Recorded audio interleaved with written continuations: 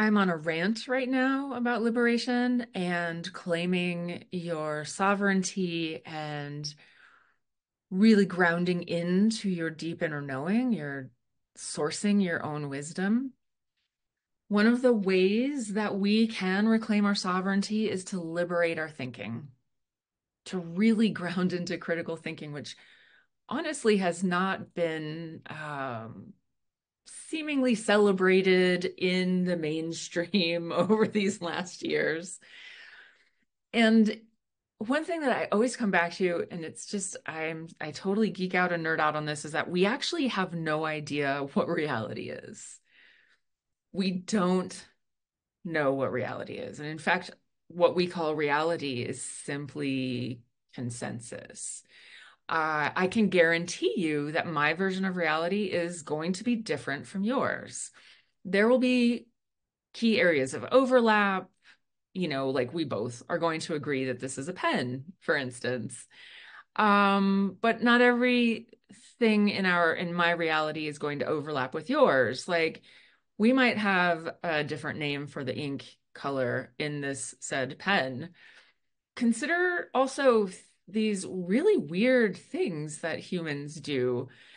Consider like the Mandela effect, where literally millions of people across the globe remembered that Nelson died in prison when, of course, he did not die in prison.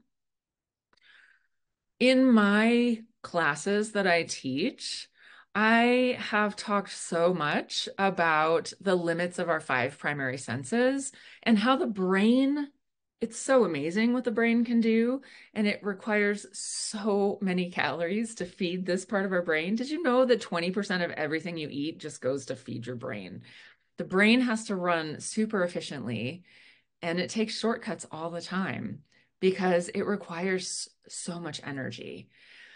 And so the brain filters out the vast majority of the information in the field around us.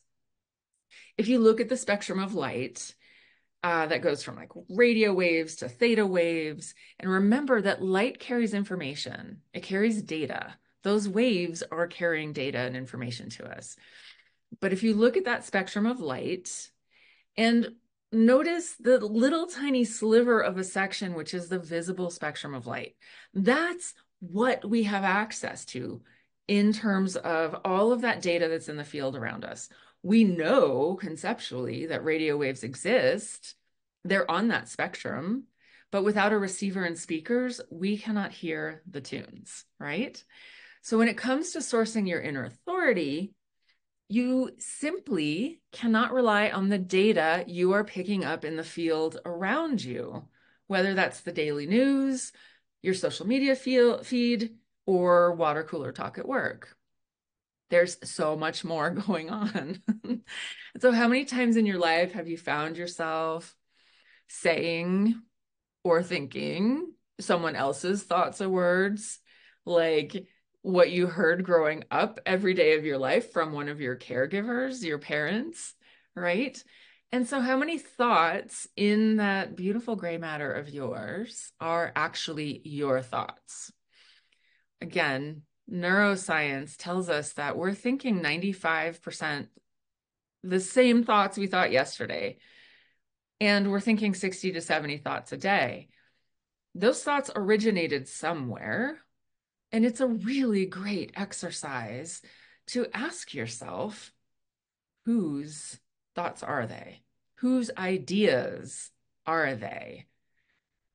And do they really align with my values, my way of thinking and feeling, and my quote unquote version of reality? So when you think of it from these terms, sourcing your own inner authority, your own inner knowing has to be a delicate inside job. You cannot, by its very nature, look outside yourself into this field, this vast field of information, and source your own inner knowing. It is like a gorgeous choreography that's fascinating, where we are interpreting the signals that we pick up from the field and the environment, and we're interpreting our own thoughts. It is never a good idea to take your thoughts as truth and at face value. And then we're looking at the way then, so we pick up from the field, we pick up what our thoughts are saying, and then we use the body. What does the body tell us when I'm thinking this thought? When I'm worried about this thing that I saw in the news? How do I know what reality really is if one, I didn't see it and experience it with my own five senses, and two, there's so much more happening beyond those five senses, right? This requires tremendous discernment, tremendous curiosity, a tremendous willingness to look square in the eye everything you think you know about the world and question it. Some people call this inner standing. It's this kind of knowingness that feels true to you.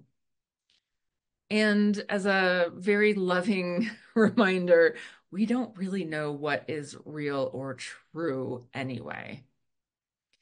And from where I'm sitting, your inner standing is a hot commodity being bought and sold in the etheric market right now. And this is why we are called forward into the future to liberate ourselves, to liberate our thinking, our knowing, to liberate our love, our care, our compassion.